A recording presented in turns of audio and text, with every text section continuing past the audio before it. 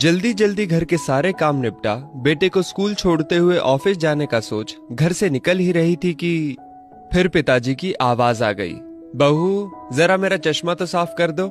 और बहू झल्लाती हुई कपड़ा ला चश्मा साफ करने लगी। इसी चक्कर में बेटा स्कूल में और खुद आज फिर ऑफिस देर से पहुंची। गाहे बगाहे पिताजी की यूं घर से निकलते हुए पीछे से आवाज देने की आदत बहू को अच्छी नहीं लगती थी, पर जानती थी कि पलंग से ना उठ पाने के बावजूद पिताजी पूरे दिन में उसे यही एक दो काम ही तो कहते थे। काम छोटा सा था पर ऑफिस जाने की भी तो जल्दी होती थी सुबह सुबह। एक दिन पति से चर्चा की।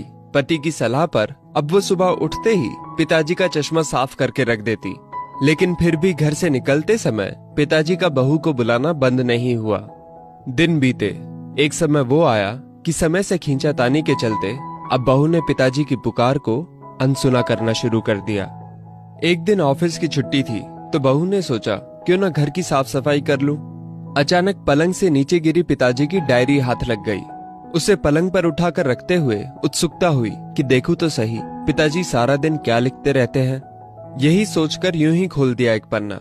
उस पन्ने पर लिखा था, मेरी प्यारी बहू, आज की इस भागदौड़ भरी जिंदगी में घर से निकलते समय बच्चे अक्सर बड़ों का आशीर्वाद लेना भूल जाते हैं। बस इसीलिए जब तुम चश्मा साफ कर मुझे देने के लिए झुकती हो तो मैं मन ही मन अपना हाथ तुम्हारे सिर पर रख देता। वैसे मेरा आशीष सदा तुम्हारे साथ है बेटा। आंखें नम हो गईं। बस अगले दिन से ही बहू ससुर का रिश्ता मानो पिता पुत्री में बदल गया। अब 5 मिनट पहले तैयार होकर बेटे को स्कूल छोड़ने के लिए पिताजी की आवाज से पहले ही बहू चश्मे को साफ कर देती।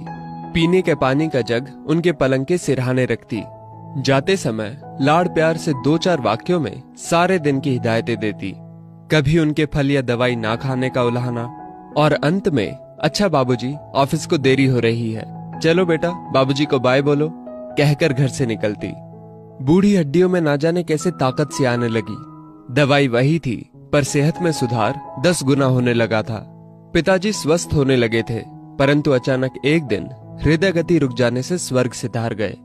उनके अंत समय में उनके मृत देह के चेहरे पर संतुष्टि के भाव की भी पूरे परिवार में खूब चर्चा हुई थी। आज पिताजी को गुजरे ठीक 2 साल बीत चुके हैं। आज भी बहू रोज घर से बाहर निकलते समय पिताजी का चश्मा साफ कर उनके टेबल पर रख दिया करती है। उनके अनदेखे हाथ से मिले आशीष की लालसा में आज भी सुबह घर से निकलते हुए ना जाने क्यों ऐसा लगता है कि अभी आवाज आएगी, बहू जरा मेरा चश्मा तो साफ कर दे। माता पिता का दृश्य आशीष ही ईश्वर की कृपा दृष्टि है। जीवित माता पिता की सेवा मरणोपरांत किए गए पितृ कर्म से कहीं अधिक उत्तम है।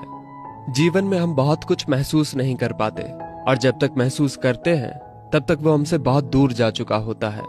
आइए इन बूढ़े वृक्षों को जल रूपी स्नेह तथा सेवा रूपी खाद से संजोकर फिर से युवा, स्वस्थ तथा हरा भरा करने का प्रयास करें। दोस्तों, इस वीडियो को लेकर आपकी क्या राय है नीचे कमेंट करके जरूर बताइएगा। और अगर आपको ये वीडियो अच्छी लगी हो तो इस वीडियो को लाइक करिएगा, शेयर करिएगा ज्यादा से ज्यादा लोगों तक।